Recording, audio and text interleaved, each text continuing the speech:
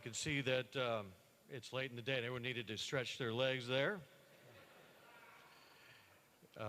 Actually, there's one little housekeeping thing I want to do because he just walked in. So we do have a distinguished alumnus who came in late who wasn't recognized. And if he could please stand. Mr. Bill Collins, class of 68. Where are you, Bill? There he is. Thank you.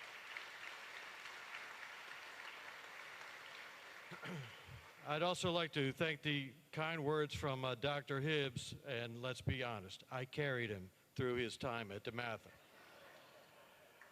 The 78 guys back there know that. Anyway, when I graduated from DeMatha, I never thought that I would return here in 10 years to work at the school. I can also assure you that I never planned to be here for 32 years. It has been a great run. In the days following the announcement that I was going to be honored, I was blessed to hear from a number of people. And I told those people, as I am telling you all now, the reason why I have stayed is because of the wonderful opportunity that I have had to work with so many wonderful people, and many of you are in this room today. Some of those situations came in the wake of a tragedy, and quite frankly, it was working with those people after a loss where I drew my greatest inspiration. To see people work through a tragedy and make something positive out of it is truly special. I also have to say that I truly believe in the mission of DeMatha High School. And as I've been saying as of late, DeMatha does more than just prepare you for college. It prepares you for life. There are many, many people to thank, but I realized that I'll have to do this individually and not publicly here today. There's just too many. That said, there are a few key people I must single out. My sisters, Colleen, Kathleen, and Connie. Two of them are with me here today. And then there is my immediate family, which has had to, as Charlie said, endure endless discussions daily about DeMatha over a long, long time. Every member of my family has worked for DeMatha at some point in my time here. As acknowledged, my son, Brendan, is a 2008 graduate who knew from the moment he essentially was born that he was coming to DeMatha. My daughter, Annie, who lives now in San Diego, worked in the counseling center.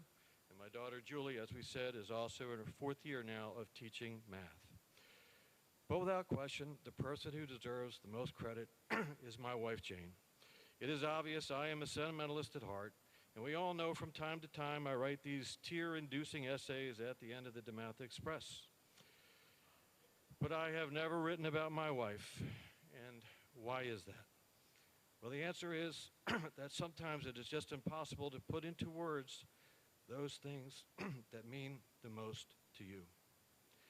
So you see, my picture will go on the wall here at DeMatha, but if you look closely into my eyes, in that photo, you will see my wife's reflection.